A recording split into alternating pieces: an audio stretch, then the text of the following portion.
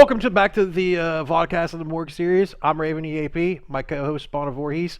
Most every week, we talk about either various horror franchises or our favorite horror movies. And this week is no exception, as we are talking the Hatchet film series, which I didn't think before rewatching these binge watching Spawn, I didn't think I'd rank so highly in my love of franchises, but after watching it again, I've realized that this actually does rank quite high for me. And Yeah, I mean, go ahead. sorry, Matt, don't mean to. No, go ahead. Yeah, Hatchet's always been quite high on my list. I've always been a fan of the Hatchet films, and I spoke about this a little before we went live. Something happened, and something's interesting when you watch a franchise back to back, like films back to back. Now, a film dropped, and I'll explain why when we get into the rankings, but it's kind of interesting how, like, I know it's happened with you before with different franchises as well, Raven, but it's amazing how you can hold a film up so high, but when you watch it back to back, it can sort of slip down. Yep. So I'm glad that we're doing these rankings because it opens your eyes when you start watching them back to back, and then you're like, oh, okay, the other movie's actually better than this one. And that only happens because sometimes when you watch franchises, like I can watch, like, for example, with the Hatchet movies, I'd watch like the first one, and then it could be like 3 or 4 months till I watch the second one again.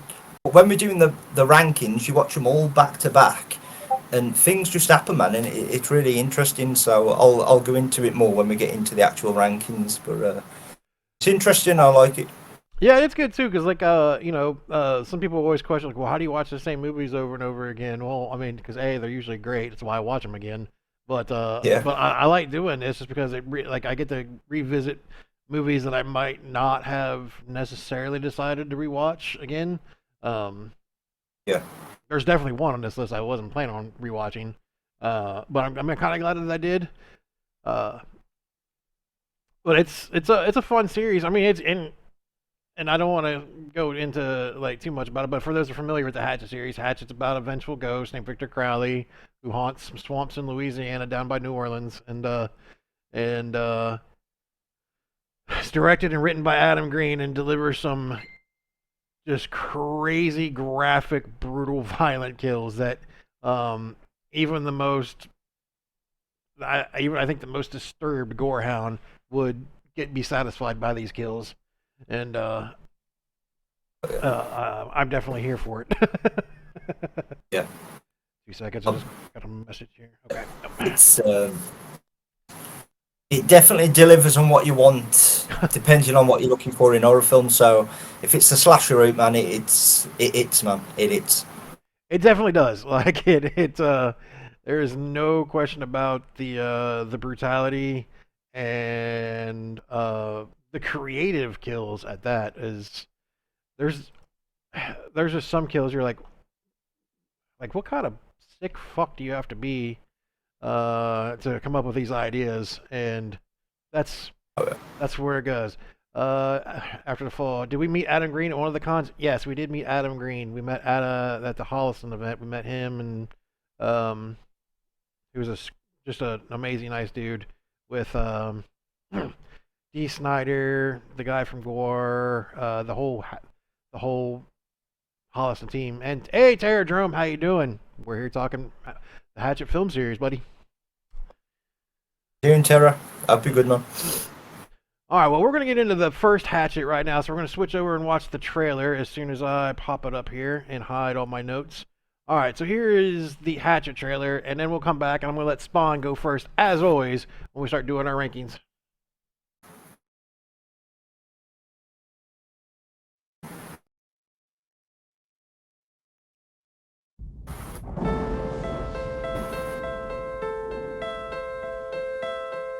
Once upon a time, there was a boy named Victor Crowley.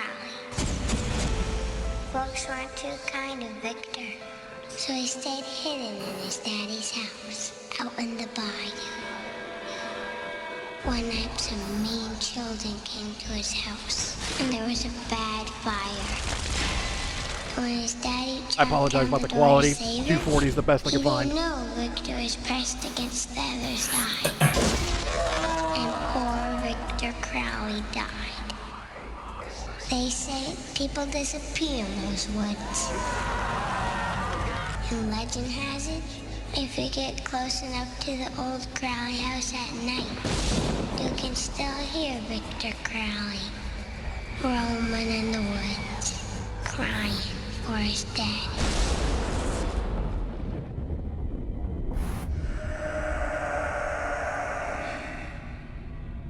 I want to go home.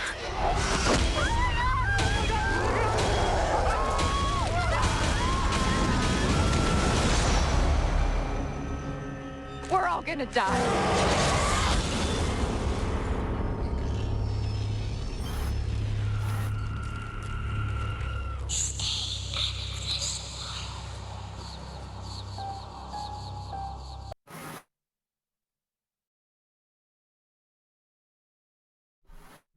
All right, that was the terrible quality of the Hatchet trailer from the first one. I'm going to let Spawn here go first. Terradrome says, someone used Hatchet for a Tool song on YouTube. The video didn't last long before it got taken down. Oh, nice. That doesn't... yeah. that sounds like YouTube for you. For real. Yep. It really does. Alright, Spawn, here we are with Hatchet, the 2006 movie written and directed by Adam Green. I'm going to let you go first, as always. Have at it, sir. Alright, man. Well, saying about the trailer, man, I actually like the quality of it. It sort of gives off, like, VHS vibes. You know, like I kind of like that. So, yeah, man, it give me that sort of vibe. And if I remember right, Dave, they do that with one of the Hatchet films. They actually released it in, like, a VHS. Yeah. I believe they've done that with one of them. Thought so. Right, now getting to the film, Hatchet, this film, I don't know if it'd be surprising to people or not, but it's actually at number 2 for me, the original Hatchet. It's at number 2. Okay. Now, this is a quality film. Now, of course, you've got Adam Green, who I think is an amazing director, and as Raven's already said, he's an awesome dude. I've not met him myself, but from watching YouTube videos of people meet him, talking about him, he's somebody on my list I've got to meet. Of course, you've got Kane Hodder, who is brilliant as Victor Crowley, one of my all-time favourite actors. I'd say probably is my favourite all-time actor. The guy's a swell dude. He's a monster. I mean, look at his resume that he's got, man. He's played Jason Voorhees. He's played Victor Crowley. So you've got Robert Englund in this.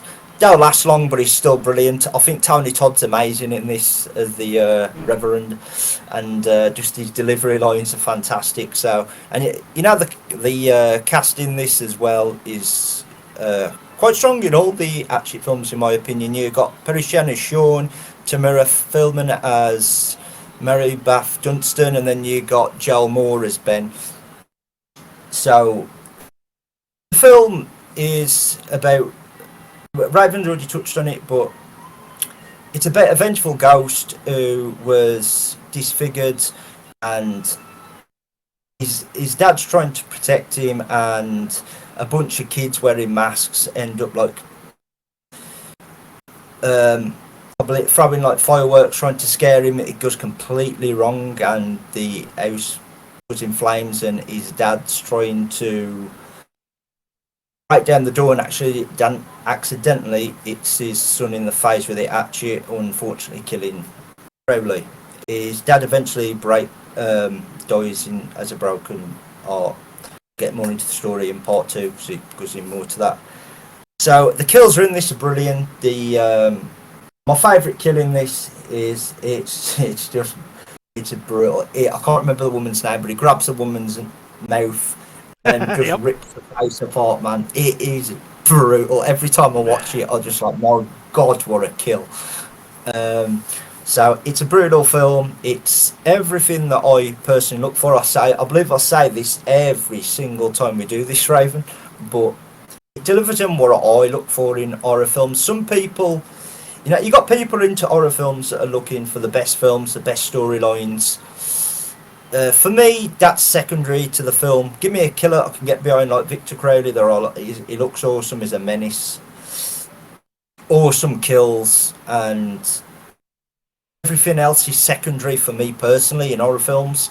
It's icing on the cake if it's got great actors and great storylines and stuff. And Hatchet is definitely one of them films that delivers on so many things because I believe the cast is brilliant.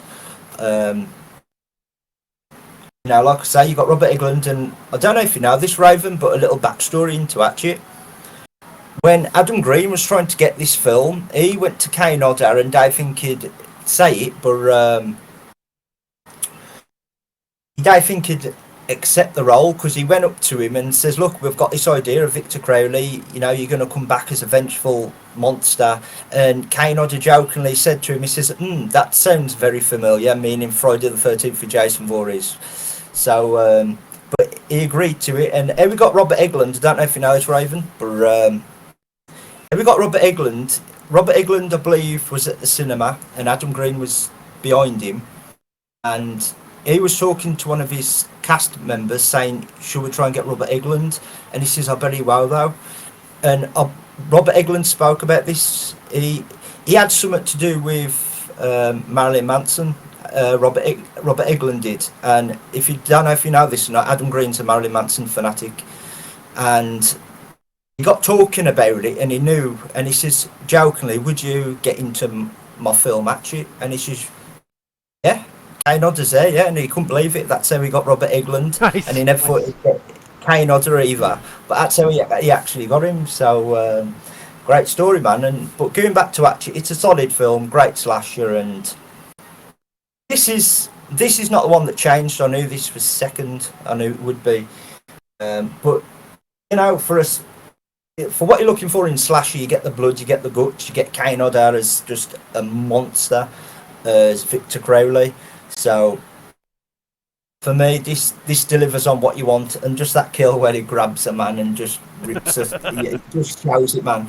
And what I like about Adam Green, he said he wants to go back to an 80s horror films, and to me, it gives me the feelings of an 80s horror film, just with an hint of today's horror, I guess. Yep. So I like how he mixed that, and I have a lot of respect for Adam Green. I think he's amazing. So Hatchet is at number 2 for me. Touched on a lot of great points there. A lot of which that we actually agree on. The only difference is, for me, Hatchet comes in at number 3, and I want to start with the caveat that is not a bad thing with this list. There's you touched on, the movie stars Kane Hodder, who we all know is, Jason Voorhees. It's got Joel David Moore from Dodgeball. It's got Tamara Feldman. You said Robert Englund. It's got Richard Riley from Office Space, and you got to put the exclamation point in front of the SO. And it's got Dean Richmond, who is in one of my wife's favorite movies, not another teen movie. And like you said, Perry Shan as Sean, which is Perry Shan has an interesting history with this franchise, and we will definitely touch on that.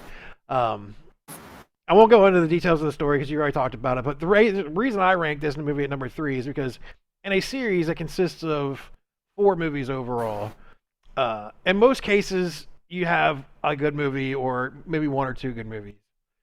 And then the rest are just kind of bluntly ass. Hatchet's kind of a film series where they created a fantastic first film. This movie is fantastic, and again, just because it's number 3, I am not shitting on it. This is an amazing film, but with other movies in this series, they took, I feel, what was best about the original and then added wonderful things to it. So while I rank this movie at 3 to 4, this is, like I said, one of those instances where it's not bad. The movie has enough gore to satisfy even the most perverse minds. Ideally, you and I. It has an interesting story for the antagonist, Victor Crowley. And as you said, it touches on something we've already kind of had before, which is the tragic backstory of somebody being bullied for being disfigured, and then seeks vengeance. You may or may not have heard that from a certain Friday the 13th series, but But again, even though we've already heard of it, it's still done great in this series. And I wasn't like, oh, that's already been seen. It's stupid. Um, what it lacks, though, for me, and why it comes in at number 3, and ultimately it's because of the sequels, is Tamara Feldman as Mary Beth Dunstan. Uh, unfortunately, watching these films back to back to back, 1 through 4, uh, Danielle Harris is such a strong actress. So when she ultimately comes into the series, um, she delivers just final girl top notch quality. And when you compare that to Tamara in the first one, it really lacks something. And in the first one, Mary Beth is kind of like this, like, hey, I need to just find my dad. I'm kind of quiet, kind of sad. And as the series progresses, she becomes just an iconic badass. And this, to me, uh, this rendition of Mary Beth Dunstan in the film is the weakest one, which is why it comes in at 3 for me. Um, and again, that's taken away from nothing from this movie. This is a fantastic movie, and maybe given if Danielle Harris was cast as Mary Beth through the entire franchise, 1, 2, and 3 would almost be indistinguishable for me. I think so. And you touched on it. My favorite kill in this movie is also Shannon getting her head ripped in half. That is my favorite kill of the entire this entire movie. Not the I don't think it's the series, but entire movie, and it's great. She's just gets her fucking head ripped right off, man. Oh, and I love it. I love it. I love it. I love it. It is brutal. And it's sad too, man, because like this cute little old couple just going out on a trip in the swamp to look for ghosts, and just gets obliterated. Um, and my wife pointed out a little trivia thing here. Adam Green created a no CGI rule for post production. The only CGI was to remove like on screen wires and camera setups there, but like all the other stuff I guess is practical effects. So, and yes, we will touch on that other trivia point a little later because that you are correct. It is essentially one continuous story. But for me, that's why Hatchet's at number 3. Yeah, I think I definitely touch on with that. I mean, I definitely agree with her. I mean, as we get into the other sequels coming, you'll understand why it's at number 2 for me, but I definitely understand why it's at number 3 for you. Just a quick funny story. When I first watched Hatchet, and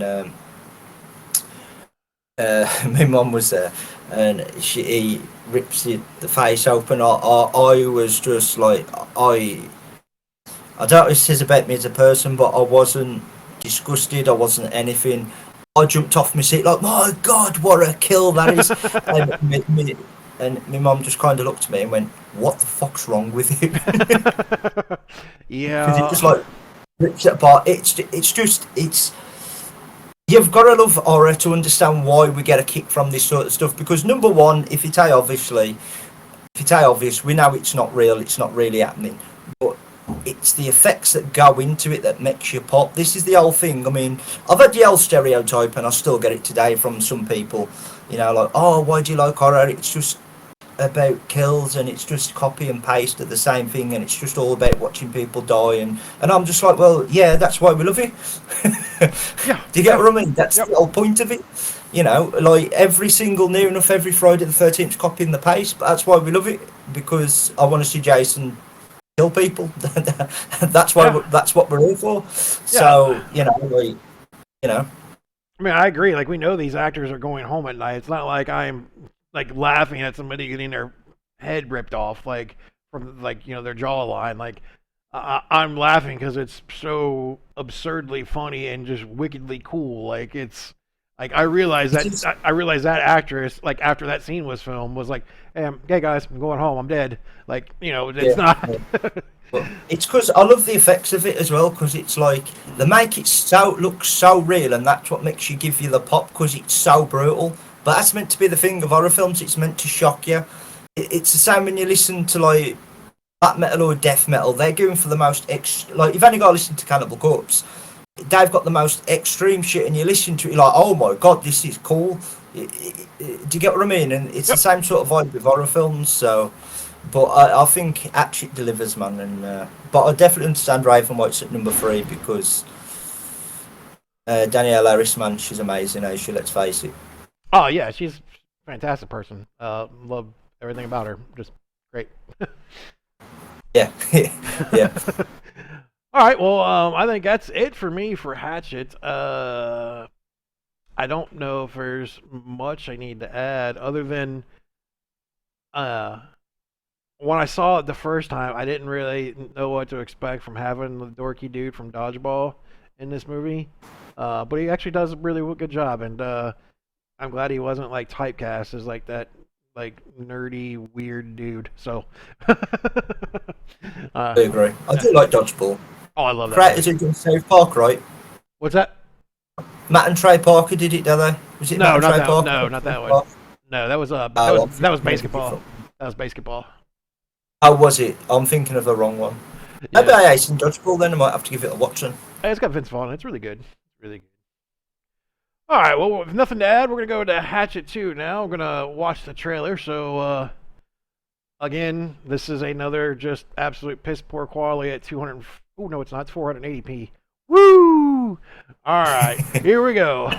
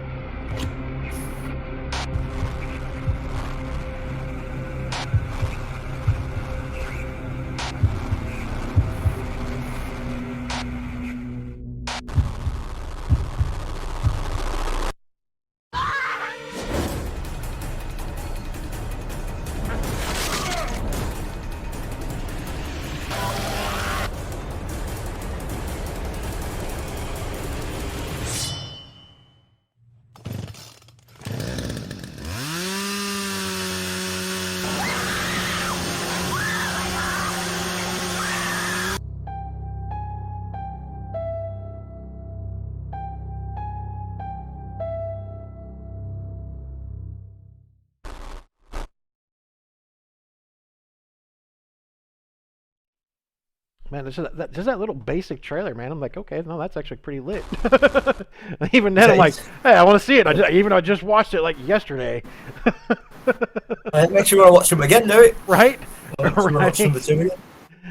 All right. Well, as you guys know how we do it, I always let Spawn go first in the first movie, then we rotate, and I go first in the next one.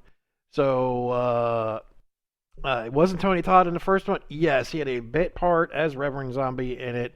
Didn't really last that long, and it's expanded in this one, which I will get to right now. So for me, Hatchet 2 comes in at number 1. It is my favorite movie in the series. It stars, as you know, it returns. Wow, I can't talk all of a sudden. I went full boop. Has the return of Kane Hodder as Victor Crowley. It brings in Danielle Harris, as we talked about earlier, as Mary Beth Dunstan. It stars, also has R.A., hope I'm pronouncing his name right here, Mialoff, who plays Leatherface in Texas Chainsaw Massacre 3. Tony Todd, who is obviously in the first one for a bit, but is also Candyman and in Wishmaster. Tom Holland, who directed Child's Play. And lastly, again, Perry Shan somehow is back in this movie. They must really love Perry Shan. As we talked about before, the film was written and directed by Adam Green. And this time, after Mary Beth escapes the clutches of Victor Crowley, she starts learning the truth about her family's connection to the Victor. Returns to Louisiana with an army this time to to recover the bodies of her family and hopefully to get revenge on the Bayou Butcher. Now, for me, like I said, this is my number 1, and as I talked about earlier, this is a prime example of how a sequel takes the best parts of the original and adds more to it. expanding upon it, and ultimately delivering what I feel is a better movie than the original. I enjoy the unrated kills here in this movie. I love the continued growth of Mary Beth Dunstan.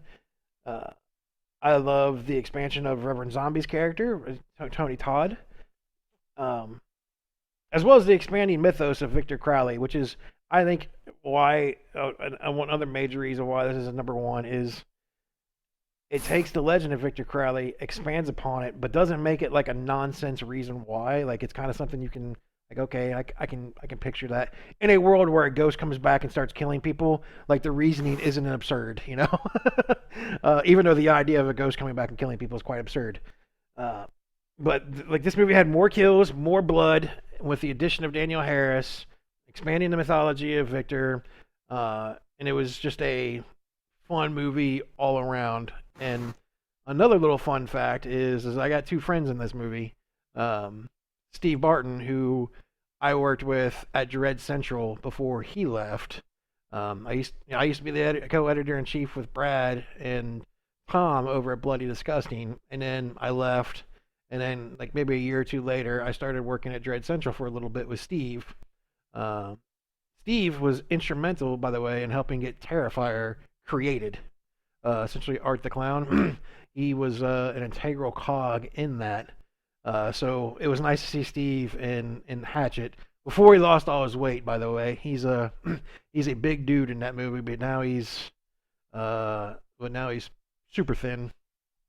And it also has Nick Principe in it, who plays Chrome Skull, who you might remember from the movies, the Laid to Rest movies. I don't know if you've seen them or not. They're not hugely popular movies, but Chrome Skull was created by Robert Hall, who recently passed away, and but Nick is in it, who plays the antagonist, and another chill dude. So this seeing some of your boys in this movie was kind of nice, kind of fun.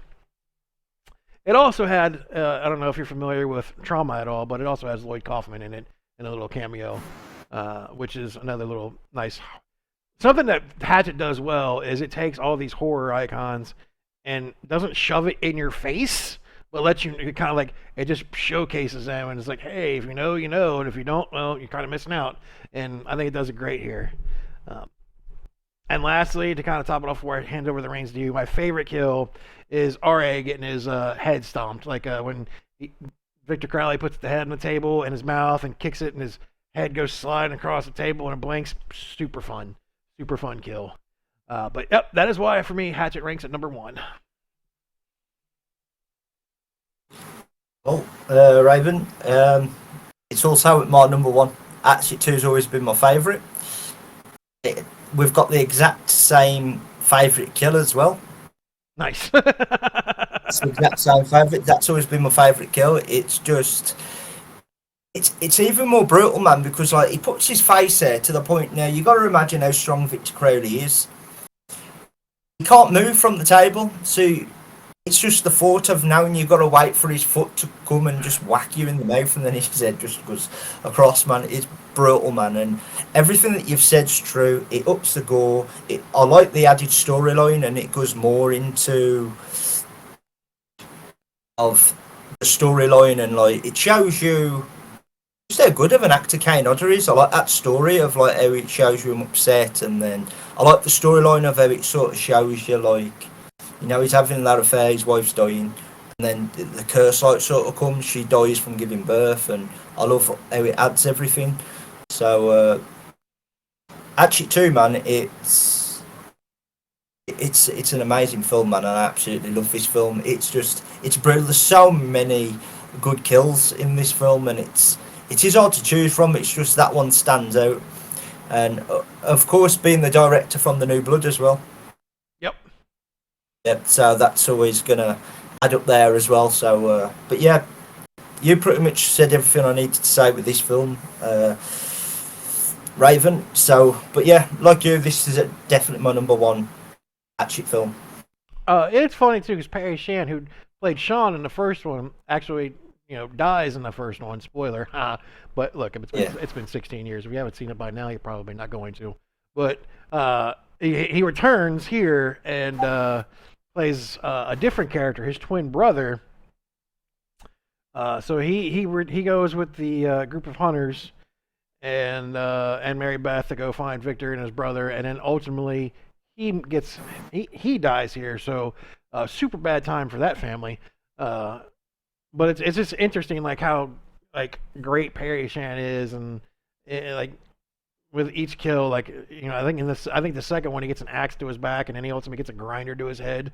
That's a really, really good kill. And that was honestly a kind of a game time decision for me. Like, which one's my favorite? Is it RA's or is it Perry's? Because Sean's is kind of drawn out, like you said, like or not Sean, but Perry Shan's is kind of drawn out because like with RA, he's just sitting there waiting for him to kick the table, and at the same time, Perry's got an axe in his back, can't move, so he hears the belt grinder coming, and now he's just got to wait, and that's terrifying. Oh, there it is. It really is. Absolutely terrifying. All right, well, I'm glad we have the same number one. I feel like no, we're moving to number 3 here. We're gonna watch the trailer and everything, but I'm gonna guess that number 3 is gonna be a 3 for you. If I'm guessing here, that's gonna be my off the record guess. Off the record, as he says live via to everybody.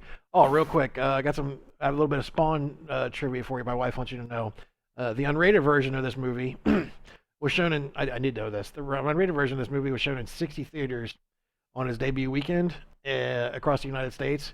Most of the theaters were unaware of how extreme the violence was in this movie, so it was released on Friday, and by Monday morning, most theaters had stopped playing it. Wow. Yeah. I didn't know that. To be fair, though, giving a little more context to that, Hatchet 2 was released essentially unrated because the MPAA would not, like, it just kept going NC-17, kept getting NC-17 rating. It get cut, NC-17 rating. So Adam Green said, fuck it, approached the movie theaters, and AMC was like, once they saw Hatchet 2, absolutely loved it, and they're like, yeah, we'll play it in theaters. Obviously, I guess, it being society, there were some complaints, which is ultimately why it ended up being pulled by the end of the weekend. But it's still got a theatrical release here, which is nice. But yeah, that's a nice little tidbit there. And last but not least, according to my old team, this movie used 136 gallons of fake blood, which is like I've wrote a screenplay and like I kind of calculated in my head how many gallons of blood that I would need to do that. I am nowhere close to 136 gallons, so that is an insane amount of blood. Yeah, especially considering the first Hatchet movie only used like 55. So that's insane. All right, well, now that I've got that little tidbit of information out, now hopefully we're going to find the Hatchet 3 trailer, hopefully in HD. Hoggers, it is. All right. Here we go. Time for the Hatchet 3 trailer.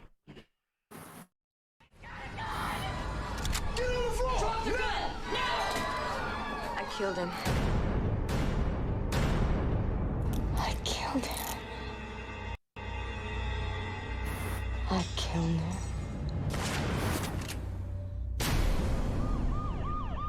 A shitty HD. Let me see if I got this straight. A ghost wiped out everyone in front of you. How many bodies you say there were? 20, 30. Crowley killed them all. Best you got for me? Some kind of urban legend? I'm telling you the truth. Whether you want to believe it or not, this has Victor Crowley written all over it. What the hell did this?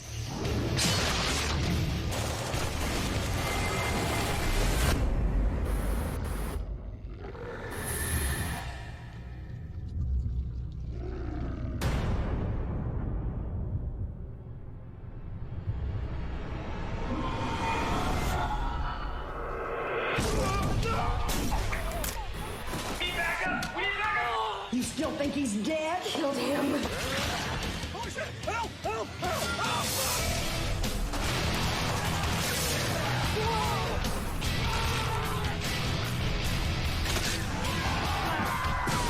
These are somebody's balls. Balls are not supposed to be hanging from trees. That guy knows what's up. If we don't leave right this second, nobody's gonna be alive tomorrow. Eat this one!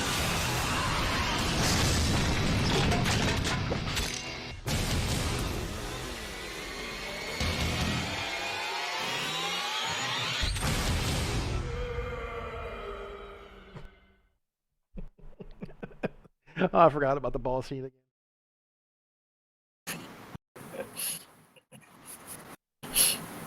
All right.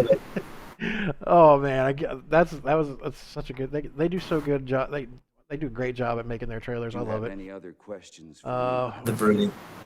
Oh, all right. Hatchet 3, good sir. Take it away. Right now, Hatchet for me, Hatchet 3 is actually at number 4 for me. Really? Okay.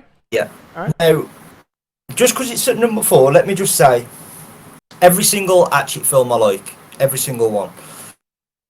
The thing that the kills are there, the cast is brilliant. You know, you got Derek, of course, you got Danielle Harris who comes into it.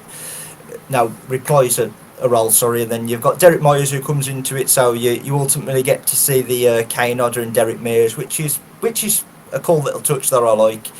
But I'll get into it. Right, the reason why it's at number 4, it might be just a little bit picky, but I can tell from watching the films back to back. You can tell it's not directed by Adam Green. It doesn't have that touch that Adam Green does. Now, this film's still great. I mean, director BJ McDonnell done a fantastic job, and I like his directing. There's something about Adam Green's directing that has that extra touch, and this is the only thing that does it for me, because this film's still fantastic. It's bloody as hell as you'd expect. Danielle Harris is brilliant, of course, and of course we got Sid Haig. I mean, I absolutely love Sid Haig. He's hilarious in this, man, and you know they're going out, it's like pow pow. It's hilarious. Yeah, and of course you have Harry Shan's back. He's back. So, you know, and you know, and the storyline is good in it because it's sort of like they're going to get the ashes, and obviously when she's in prison, nobody believes her that there's this monster out there, and everybody thinks it's her. And then obviously I forget the lady's name that comes in now and is like, we're going on a ride, and the officer's like, no, but get to the ride. And of course they get to Sid Haig, who his name was Abbott Macmillan in it, and then they get the ashes, and they think it's going to stop him, but it ultimately doesn't, as we find out when we come into part 4 as well. But yeah, part 3 is great for me. It's picky, I know, but for me it's because how can I explain it? It's fantastic. It's just missing that touch of Adam Green, in my opinion. But overall, I still love this film. It's still brilliant. I can still watch it a lot, and I do love. You know, this might sound kind of weird, but I love Danielle Harris in near enough every film I see her. I think she's better in part 3 than she even is in part 2. Her acting range of emotions, where she can sort of like, how can I explain this? This is how good of an actress she is. It's hard to explain, right? You know where you sort of know the truth, but nobody else is going to believe you, and you have that face that you know the truth. She even shows that, and it's hard to explain. And her acting skills are brilliant, and I think just in this film alone, just that little face that you can create, it's just like, damn, she's amazing actor, if that makes sense. And it makes me laugh, man, because like the officers are looking at like she's like Charles Manson or something, and she's like, look, I didn't kill these people, basically what she's saying. And until they go up and they see all the damage done and everything, and I forget the woman's name who was like, we got to get the ashes. I forgot her name. She made me laugh, and her death made me laugh as well. She's like obsessed with him, and he just rips her head completely off. So, um, yeah, and I know we're going into favourite kills with each film. My favourite kill is actually where he rips her head off, because it's after it as well. He rips her head off, and then Danielle Harris is screaming. He throws it off her head, man. It's hilarious. It cracks me up every time I say that. She's like, he rips her head off. She's like, ah, and it's bang, like just throws it up, man. It's fucking brilliant. Yeah, her getting hit in the head. Her getting hit in the head with the head is quite hilarious. It's it's the old, because the kill's brutal in itself, but then it adds that humour. And he just throws it off his. I mean, by the way, you can still feel Adam Green there, because he still wrote.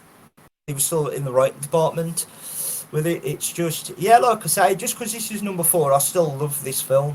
It's just, I don't know how you feel, Raven. I know we're going to get into it in a minute, but it's just missing that directing edge that Adam Green brings, that I feel a lot of other directors can't. He has like his own signature directing style, in my opinion. And that's the only reason why it's at number 4, but I still love this film. Okay, all right. Well, we differ a little bit, just a little bit. Because for me, this is at number 2. Okay. And like you touched on Kane Hodder, Daniel Harris, Perry Shan's back again, Derek Mears, who is, for you horror buffs, is obviously Jason in the 2009 remake. So we get Jason versus Jason here. Carolyn Williams, who is the lady who gets her head ripped off and thrown at Daniel Harris. She played was it Stretch? Was it Stretch? And Texas Chainsaw Massacre 2. She was the DJ. Which is another nice little throwback to just what Hatchet does great, which is just throw those little horror icons, but doesn't, if you know, if you don't, you don't, and Carolyn Williams is the main star of Texas Chainsaw Massacre 2. It has another Facebook friend of mine, Sean Whalen, in it, who played in People Under the Stairs. He was in Twister. And then for my actual in real life friends, he's the guy that delivers the pizza to Monica and Rachel in the first season that's supposed to go to George Stephanopoulos. So a little bit of Friends trivia for you all there, because in my real life friends know I am obsessed with the show Friends. I probably know more than anybody who even made the series. So I am a Friends trivia nerd. But Sean Whalen is in that. And so anyway, I'm getting sidetracked here, but for the reason this comes in at number 2, and it's a very petty, picky reason, like you said, for yours, but not the same reason. And it's because of Derek Mears, and not because Derek Mears is bad. Quite the opposite. Like I touched on, Derek Mears played Jason Voorhees in the Friday the 13th remake. Kane Hodder is known as playing Jason Voorhees in Part 7, 8, 9, and 10. And the video game, by the way. So when I saw the trailer and realized Derek was going to be in this movie, in my head, I built up an epic battle between both Jasons. I had just I didn't want to take the whole movie, but I thought it would be an epic battle. And ultimately, what happens is Derek's like, let's go, and then gets his spine ripped out, and that's it. There really wasn't a battle. And I remember watching it, I was like, oh, here we go, what's happening? And then it was like gut punch, spine ripped out, and I'm like, oh, that's disheartening. I wanted it to be longer, and I know it's petty, I know it's picky, but it is the only reason why that makes this movie come in at number 2. And I say that because 1 and 2 here, and even 3, maybe even the 3 could be interchangeable at any given day. These movies are my top 3 are going to be those top 3, and the order might change from time to time, but It's simply for little petty reasons, little bullshit petty reasons is ultimately how my rankings got determined here. Just because the series is so good. Um, but like I said, the film is great. It provides, for me, a very satisfactory ending to, at the time, the trilogy. Uh, I also like the fact that it brought in a SWAT team, and it really let Adam and BJ kind of go crazy with what they wanted to do. I mean, for the little guy, they even brought in a fucking rocket launcher at one point, which you saw in the trailer, uh, and just delivered, like, uses a rocket launcher, blows the shit out of an unfortunate cop who, I don't know, I guess that death might have actually been better than what was going to happen to him. But uh, it was a great mix of gore, and as you touched on, a great mix of comedy. That whole scene with like, those are balls. Balls don't belong in trees. Like the comedy aspect, which we talked about in our favorite 20, top 20 favorite movies. I love horror and I love comedy, and I love when it gets blended together well, and this does that as well. Um, like I said, this movie could have easily been a number one had the Battle of the Jasons been better, and I think that's really my favorite kill. My favorite kill is you kind of see it in the trailer. It's the cop with the eye patch. He's like kind of like running back against the tree, and then like Crowley takes the hatchet, and half his face falls off, and then his fucking brain falls out. Like it just falls out, man. And that is only Adam Green can be like, hey, we're gonna take this guy who lost his eye. We're gonna have him get scared up against a tree. We're gonna cut his fucking head in half. And just when you think we're done, we're gonna have the brain fall out, and that is a great kill for me. I love it. It is brilliant. I'll tell you what, close one for me, right, in the Hatchet 3. You know the woman and black that are having sex, and he cuts his head off? Yeah. That kills me every time. I don't know if you've seen, right, when we was watching the trailer, I kept smirking. I was holding myself back from laughing because every time I think of Hatchet 3, I think of the dude having sex, getting his head cut off. Yep. It kills me every time. It's just hilarious. She's like, why'd you stop? Why'd you stop? And I keeps like going. Yeah. It's brilliant, man. I love it. It's brilliant. It's hilarious, man. I love it. I absolutely love it. Yep. Can't show that on Twitch, chat, or else I'll get banned for like fucking ever. Yep. But yeah. Great kill. I would highly recommend going to the YouTubes and checking it out. Great kill. I laugh my head off every time I watch that kill, man. It's brilliant.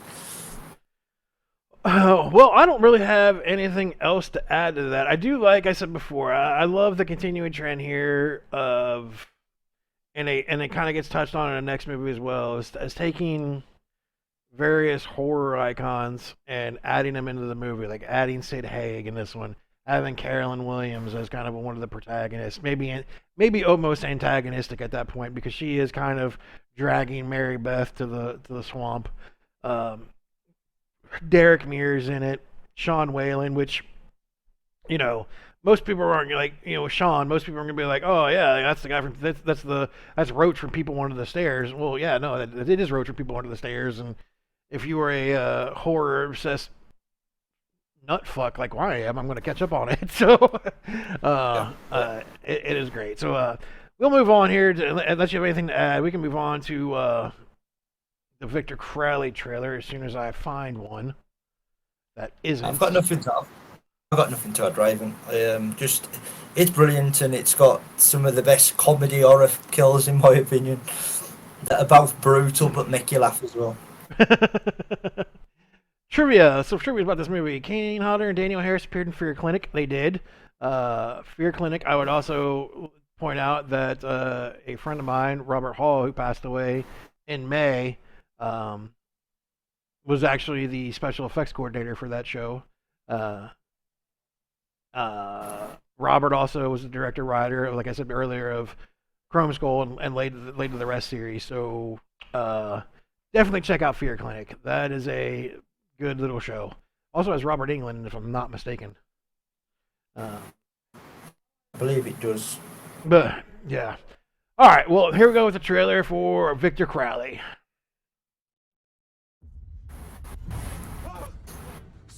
Get back to the boat. Run back to the boat right now, Sue! What? What?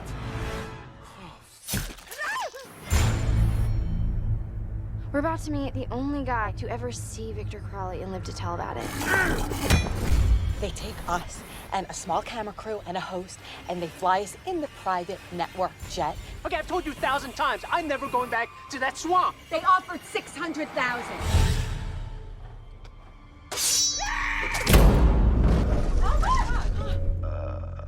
Apologies. We had a minor issue with our right engine. Would you like Xanax, Ambien, Valium, Oxy? I've got heavier stuff if you want.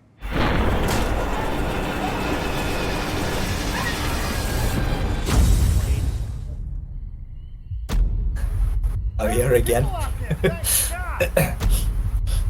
Your plane has crashed. We're gonna get you all help.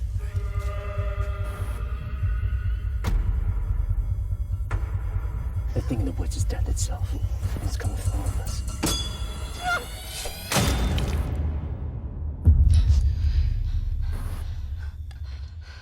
Look, see? I don't even think it's a motion sensor. I think it's on a timer. He's coming back!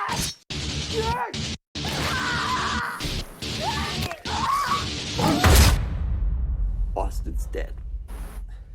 Dude, I'm right here. Austin's alive.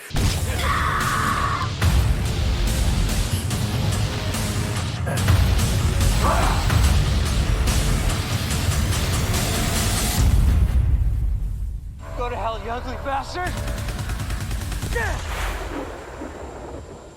We are so dead.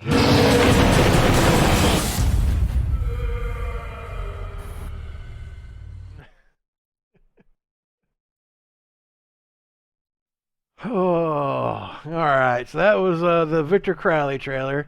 Let's see here. I guess I take the even numbers, don't I? I always take the even numbers, so I guess it's me. Shit. All right. So obviously, if you can't tell here, for me, Victor Crowley comes in at number 4.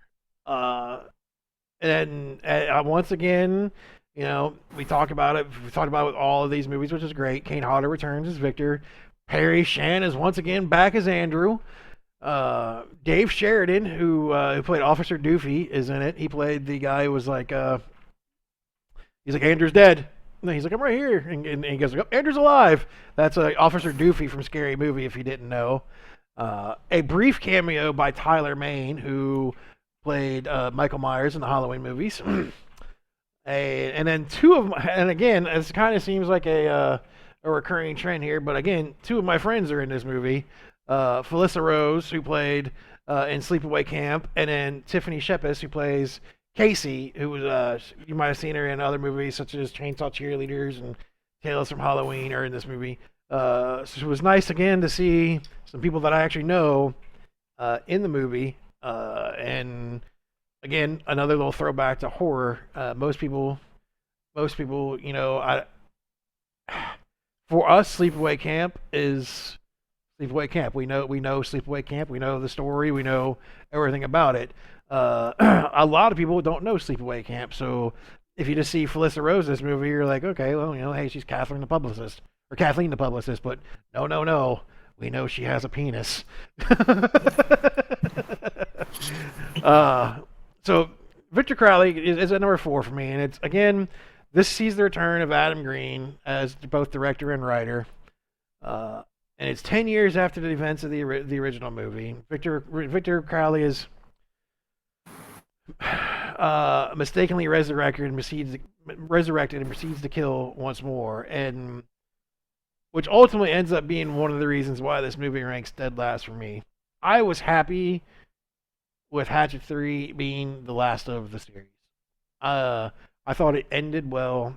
I thought, hey, you know, the whole reason Victor is a vengeful ghost is because he wanted to be reunited with his father, which ultimately he kind of got in the end of 3, when the urn got smashed up against his head and the ashes, and he, you know, melted away. So I thought that was kind of a fitting end. I'm unsure why they went with the weird, like, Evil Dead route here and played the recording of Reverend Zombie that ultimately allowed the resurrection of Victor Crowley here. I mean, I guess I know why, because they needed a reason to bring Victor Crowley back. But I guess ultimately for me, that's why it's at number 4. Is this just feels like a movie that was created to just bring Victor Crowley back to do more kills, which I get ultimately is why any sequel is made, but it doesn't. It didn't feel like it really added anything to the mythos of Victor Crowley, and I for that reason alone is why it ranks at number 4, and will probably never change unless they make another one. It's just because it's just very unneeded for me, and ultimately feels, like I said, like it was rushed. So, not I say rushed, but just it was like, hey, let's make a Victor Crowley movie for the sake of making it, and when you don't add anything to the mythos or the character, then it's just boring. And ultimately, that's kind of where I was with this. I will say that my favorite kill is watching Felissa get her arm ripped off and then ultimately shoved up areas that arms shouldn't be shoved up in and out her mouth. So that was that's my favorite kill for sure. For sure. Yeah. And I'm done. Go ahead. Go ahead. Go ahead. Yeah. I mean, if it's easy for people to tell, this isn't my number 3 now. This is where it changed for me. Hatchet 4 was always at number 4. The one until I watched 3 and 4 back to back, it was just like... See, because the thing happened with me when I heard Hatchet 4 was coming out, it was hyped up, and I've got to admit it was way overhyped. Like, hearing it was better than the original and the best in the series, I was super hyped for it.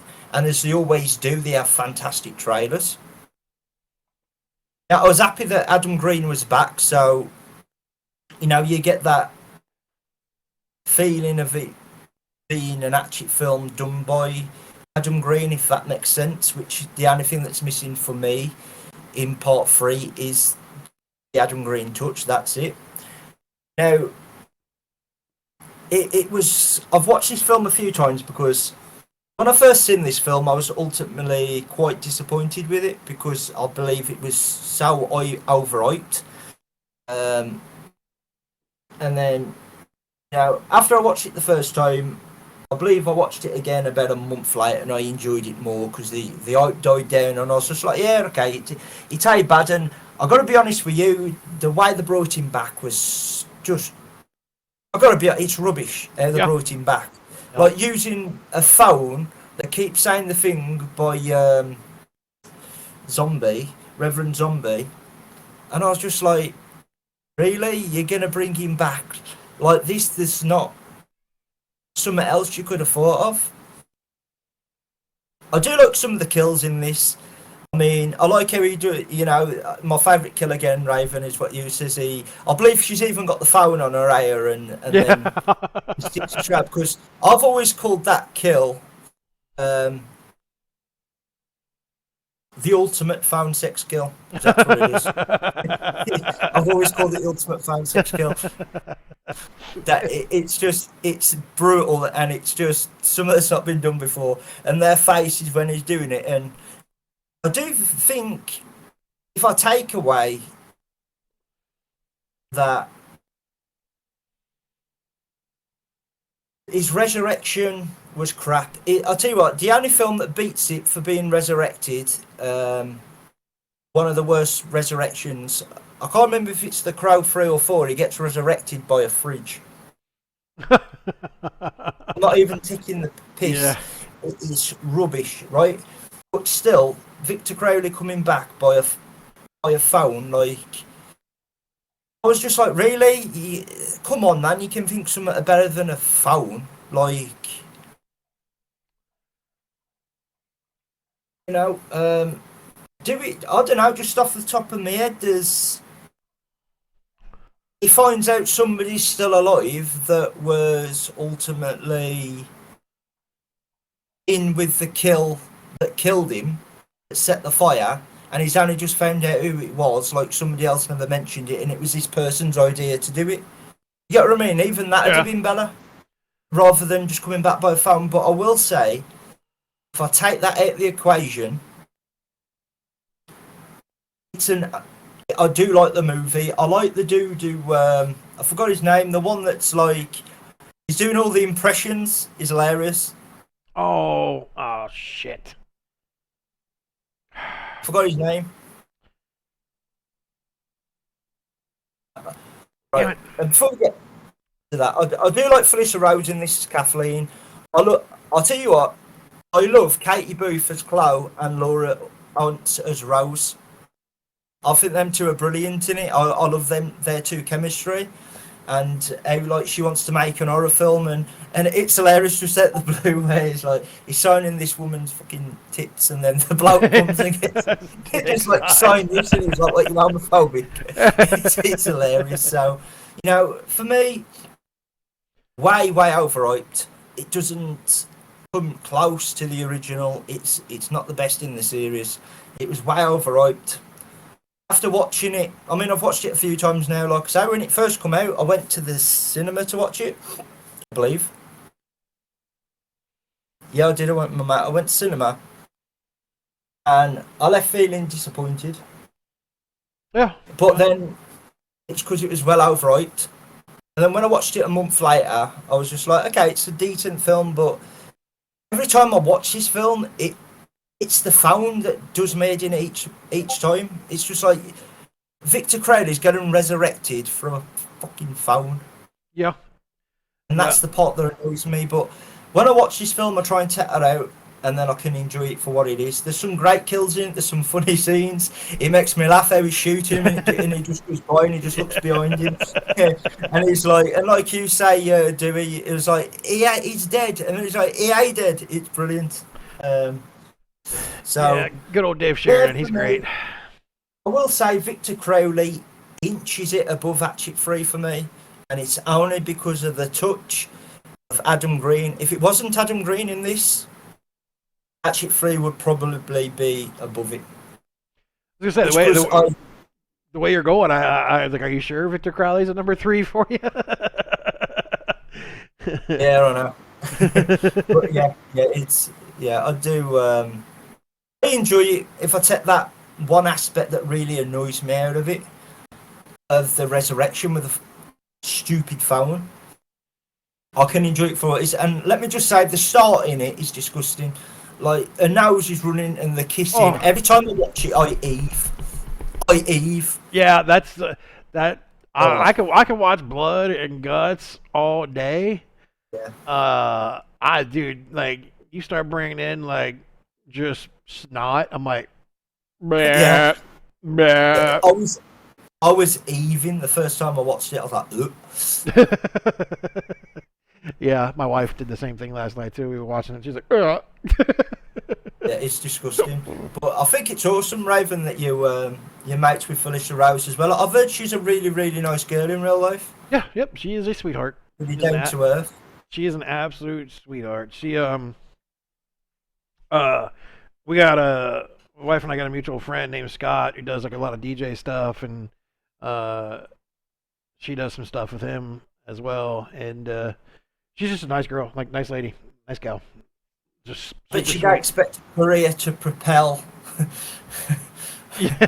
from the girl who had a penis. I don't expect that to kickstart a career off the way it has, but it has. Yeah, I mean, you know, and it's funny. It's like I don't even know, because that movie came out what 83. Like, you know, when she probably signed on to be Angela, she probably had no idea that she'd forever be known as Angela with a penis. Like, yeah. But look, man, it just proves what one film can do to you. That propelled a career into superstardom, and now, you know, like a lot of actors say, they're thankful for that because look how many jobs they can get now and how successful it's made their careers. So yeah. I'm glad it happened because I do need to meet Felicia Rose. I know she comes to the UK, so the next time she come over, I will meet her. And like I say, I've been told by a lot of people that have met her that she's just one of the most down-to-earth sweethearts you'll ever meet. Yeah, she's super nice, and like she like embraces like and understands like kind of ultimately her legacy, unlike say Ari Lehman, who is kind of an asshat, who kind of takes his legacy like for his 3 seconds of screen time when he was Baby Jason in the first one. Yeah. Like he's like she really has it. Uh,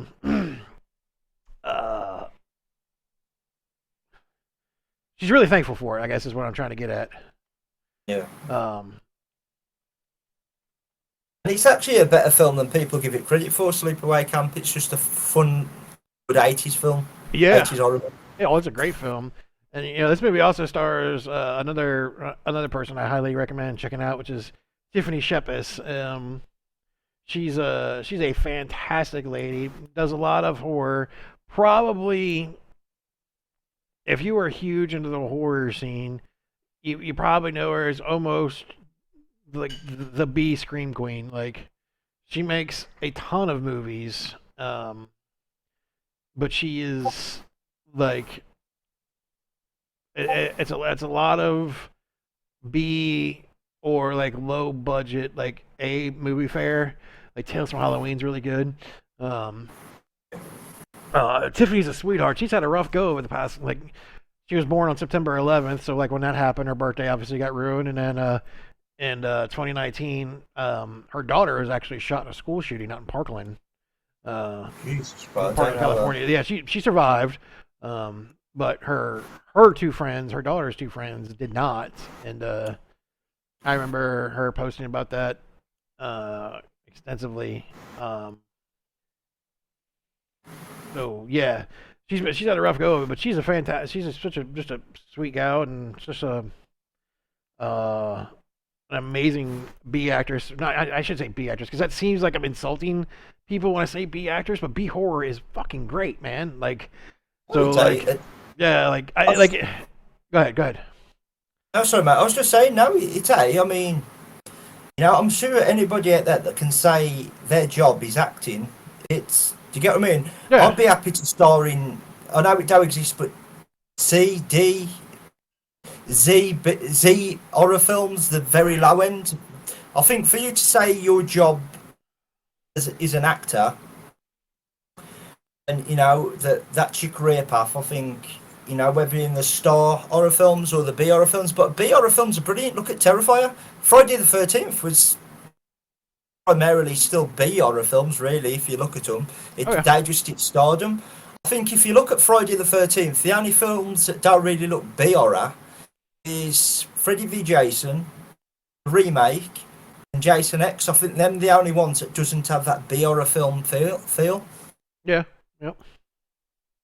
So I think I mean, I don't know like you, but if I was an actor, I'd and you can say that's your job, I think it'd be amazing. But then again, I know in America, I'm going totally off topic here, but in America, I've heard that like everywhere you look, there's like acting schools, like because people want acting jobs because directors and people always need actors because they're very popular film is in America. Here in the UK, you have to go to London if you want to pursue a career in acting. But in America, if I understand, I mean, you could correct me, Raven. Obviously, you live in the US, mate. But is it right that wherever you look, there's always people looking for actors to do the jobs because very popular films are in America? No, I would say probably not. I've lived in 1, 2, 3, 4 states, and other than like Cincinnati, Ohio, where they film certain movies like The Ides of March and Rain Man had a big scene in Ohio. Not really. It's more out in California, which from where I'm at is like thousands of miles. So it's yeah, I would say you definitely have to go to California for that, which is just that one state, but like. Okay. Yeah, definitely California. Like that's where every obviously if you wanted to be an actor or actress, you would pack up your life, go and move to Hollywood. Where if you hear all the stories that people will make it. You have to work as a waitress for like 5 years before you actually get picked up to be a movie. But I realised how that hard is when I read the Friday the 13th book, Crystal Lake Memories. And they go into detail of how they got the jobs, man. Some of it's just crazy. yeah, there's so like they film all over America, but primarily everything is so tight knit that it has to be out like California, Hollywood. Like I have 2 screenplays written, but I can't really do anything because I don't have an agent to sell it. And you can't sell a screenplay if you don't have an agent in Hollywood. So your option is either to pay an agent and hopefully it gets sold, or B is to make it yourself. Same with kind of like acting is, uh, you either pay your dues and do a lot of extra guest spots or stuff like that, and then ultimately find like your big break in a movie, or maybe you get lucky and maybe you're like Johnny Depp or Kevin Bacon, and your first movie is Night of the Living or not Night of the Living Dead, Nightmare on Elm Street, and Friday the 13th. So, but typically, it's from my years working the news portion of it. It's always who you know and what you can do for them type situation. No, like I said, I worked for Bloody Disgusting. Like I said, I was editor in chief there for a while. Dread Central, Horror Society, made a lot of contacts within movie studios because they used to send me like screeners back in the day, like those DVD screeners, and we do giveaways. We'd have to do various things, and it was always about who you knew and how you did it. Like if you weren't careful with your wording on like certain reviews, which then kind of ultimately ruins your integrity if you catered to it. But like those certain people would stop reaching out to you to give you screeners and stuff like that. So yeah, it's definitely kind of a who you know, scratch your back, I'll scratch yours type situation out there. Yeah. That's cool though. That's cool that you've got like that knowledge of it and you've worked in it. So that's cool, man. That's cool. Yeah, it's super fun. That's kind of how I got a couple of things in my collection that I probably wouldn't have otherwise. Like Majestic Studios did a toy back in the early 2000s for a movie that you might have heard of called Trilogy of Terror that had Karen Black. They created a toy called the Zuni Fetish Warrior, which if you the toy's history is if you broke the chain off its waist, it would come to life and terrorize you and kill you. There was only 500 of those made. I have 2 of them because of those opportunities, and it was yeah. And in researching it, they are worth more than what we got for them, which is nice. I'll tell you what we're gonna have to do at some point. I mean, we can do it on top of a franchise if you want, or we can just do it standalone because I think we'll have a very long, interesting story. We've gone into it a little bit, but we ain't gone to full detail. I think at some point we need to like maybe do like how we got into horror, very start on the films that made us go obsessed with horror. I think that would be an interesting, detailed story of. I just feel like we'd have good stories to tell. I think like we've gone into it a little bit. Yeah. But I think that would be cool. Whether you want to do it on top of the franchise or at the end of the franchise, it's up to you. We can do it standalone. But I feel like that'd be something cool, man. I would love to do that, and I'd also like once I get my like office done and my horror collection out of storage, that like we can kind of do like maybe like our top 10 like favorite horror collection item we have or something like that, and yeah, why stuff like that, because I have a lot of pieces I'd love to talk about. I'll tell you what, I bet on an episode if you wanted to, right? We can do our top 10 favourite items and the discussion of how we got into horror films and what, the young age. Because if I remember right, between me and you, it was very sort of similar ages that we got into horror. But I don't feel we've gone into full detail, so we could do our stories of how we got into horror, the films that made us go obsessed with horror, and the first items that we collected and our favourite items, and we could put that all into one episode, maybe, if you'd like Yeah. to go that route. Yeah, I'm in for that. I'm in for that. By the way, hi, Sinfornia. Sorry, I didn't say Hi, hi when you Sinfornia. when you were talking. My bad. How you doing? But yeah, definitely in for that. Definitely Yeah, in. I think that'd be cool. Don't really know if we got anything else to add to the Hatchet series. We're both fairly knowledgeable on this subject. I think we touched on all the points. I think. One thing we don't touch on with the Hatchet, at the end of the film, there's going to be another Hatchet film, because she's like, I've been waiting. Oh yeah. Where We're Daniel gonna Harris get pops up. another. Yeah, we're gonna get another standoff. So, how do you feel? You're looking forward to the new Hatchet film, or? Oh, I mean, yeah, if they do better than Victor Crowley, I think. Yeah. That'd be great. Like, I know they're. I mean, how are you with Victor Crowley? I mean, can you watch this film? Is it a film that you can't watch, or is it just the main thing about how he comes back that annoys you? It definitely annoys me how he comes back. The reason why he comes back, to me, like, unfortunately they put themselves in a corner with 3. Once they gave the ending, when they're like, hey, he needs to be reunited with his father.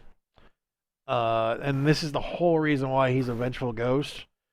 So once they kind of did that and created that ending, I don't know if there was really anything possible they could have done to brought him back to make it satisfying, because the whole reason he was a vengeful ghost was that whole father issue. So I don't know. I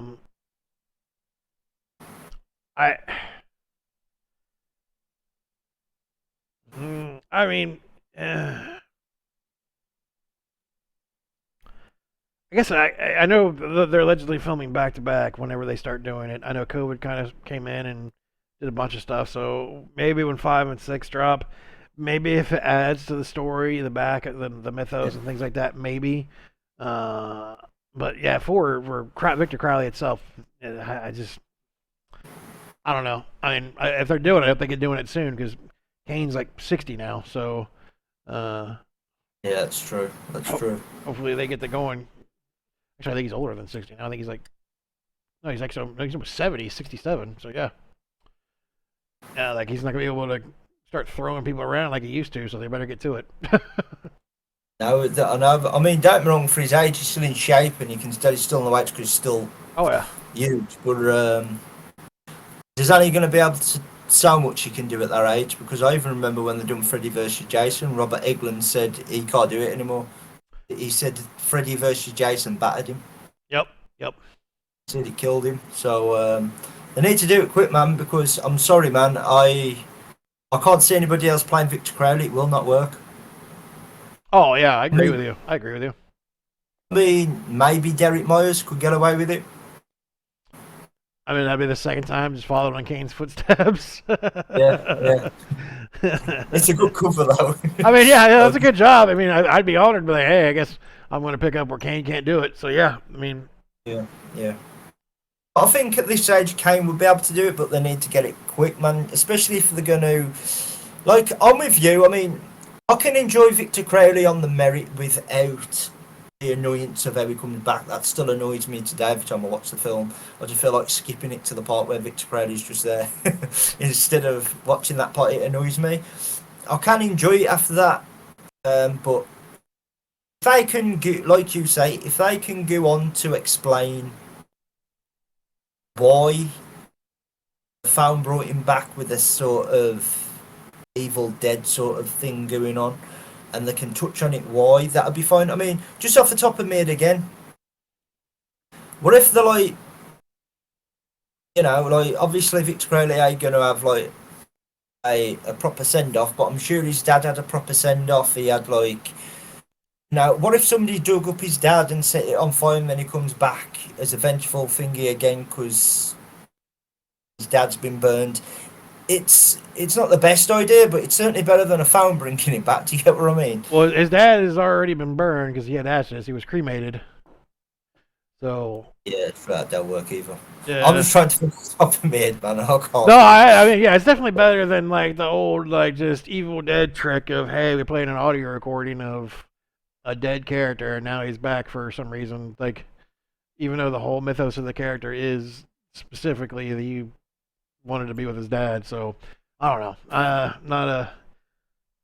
We'll see. We'll see. Like, yeah, we'll see. I guess. Oh, Raven, something we do our all-time favourite kill on the Hatchet franchise. Oh yeah, all-time favorite kill.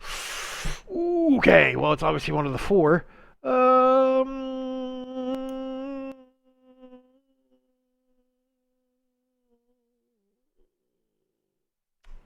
Damn it.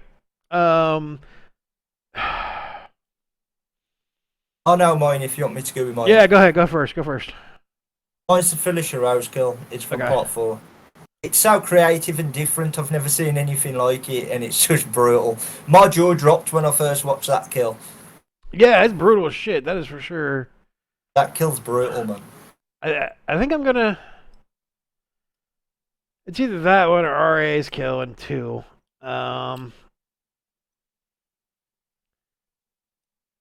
You picked Felicia, so I'm gonna go ahead and pick RA's the head stomp one where he gets decapitated by the table.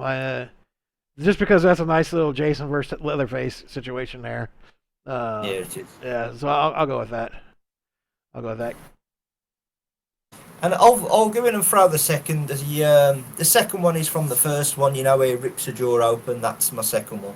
Okay, no, that's those are. I mean, there's so many good kills though with this franchise. So like one of the kills I like, and it's not even a kill, is like when was it 3 where Victor falls on the chainsaw and gets split in half. Yeah. That is a bloody good mess. Sean getting his head exploded by the defibrillator where he puts the things in there and then blows his head up. Those are great. You know, Perry Shan in the second one with the axe to his back and then the grinder to his head. I'm just thinking the cop with the rocket launcher who gets his arms ripped off and then drowns in mud. It's a good one. I'm so glad that snot girl died, like painful death. That was fantastic. Where she got her fingers cut off, arms, legs cut off. Great. Trying to think of some other. And she even lost a ringlet. She was so happy. Yeah. Yep. The sex kill. That's a good kill. That's hilarious, man. I think that's still the funniest one to me. That the sex kill. It's just hilarious. I like the double chainsaw kill with the 140-pound chainsaw that Kane had to use in that movie, where he cuts those two in half via the crotch. Painful. Yeah. I'm trying to think what other cool kills are there. So many, man. Oh yeah. I think the saddest kill is watching the dodgeball dude's friend die, the black guy. Oh yeah, yeah. I like when he climbed the tree. He's like, I'm not coming down, and then comes down. Like, he didn't even want to be there. He ultimately, didn't want to be there, but he did it for his friend, and then he ends up getting killed. That's a bummer. The porn girls are funny in the first one as well. Yeah. It's kind of weird seeing the girl from Buffy the Vampire Slayer get naked, but yeah. It is, yeah. it's fun, man. It's funny. Them two crack me up, innit? Yeah, she was like, "Do you know what a hermaphrodite is?" Yeah. Brilliant, man. Like, just like the one's so dumb, and the other one's like stuck up. It's hilarious, man. They do make me laugh. I don't mention them in it, but it's just come to me, and I do like them too. They're funny. And the sort of director is just a complete perv. He got what was coming to him as well. Oh yeah. But overall, the Hatchet series, I think, I mean, mean, I know you're not mad on Victor Crowley, but I think overall the Hatchet series is, for what it is, it's kind of like the Scream series. I don't think there's a film that I can say is utterly complete crap that you can't get through.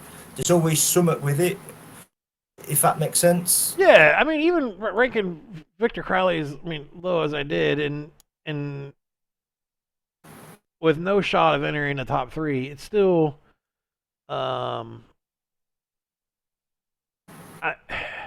if I get past it doesn't add anything to the mythos of the character and the bullshit way they brought him back. If I just want to watch like cool creative kills with a bit of comedy, it's a fun movie to watch for sure. Yeah, it is. It is. I mean, it's like, again, the thing is, I think I'm just being really picky. Like, just the fact that Adam Green Day directed is what it's up for. Because I still love number 3. Sorry, I still love it, and maybe considering how much I moan about part 4, maybe part 3 should have gone to part 4 because I moan less about part 3 than I do 4. So. Just yeah, for me, I mean, like I said, other than like one instance for each of them, like they could be interchangeable. My wife pointed out that for the longest time, Kane claimed his favorite kill was the sleeping bag against the tree scene from Friday the 13th Part 7, but now he considers where he rips the Finman's face apart in the first one as his favorite kill. Yeah, that's cool. Yeah. He actually said that to me when I met him in London. Oh yeah, because I was talking about my favourite kill because I took my New Blood poster, it's up there, and first time I ever met him, because it's rare he comes over to the UK really. So when I come to London, I was like, all right, I've got to get there. I've got to be there. So when I got to meet him, it was brilliant. I was sort of speechless, but I got myself to do it, and I was like, my favourite kills, from the New Blood, with the finger. And it's like, yeah, that used to be my favourite kill. It's second. This is, but now it's the Hatchet where I ripped the woman's face apart. And I was like, yeah, it is a great kill, and people have asked him, and I've noticed he's kind of sneaky with it. People ask him who'd win out of Jason and Victor Crowley. And apparently sometimes he says Jason, other times he says Victor Crowley. I mean, I'd have to go with Victor. Just for brutality's sake, I'd have to go with Victor. I mean, which pains me to say, as a guy who has Jason Voorhees forever tattooed on him. I think it'd be interesting because both of them can't die. I guess it'd be like Michael Myers versus Jason. None of them can die. I don't know how they'd do it.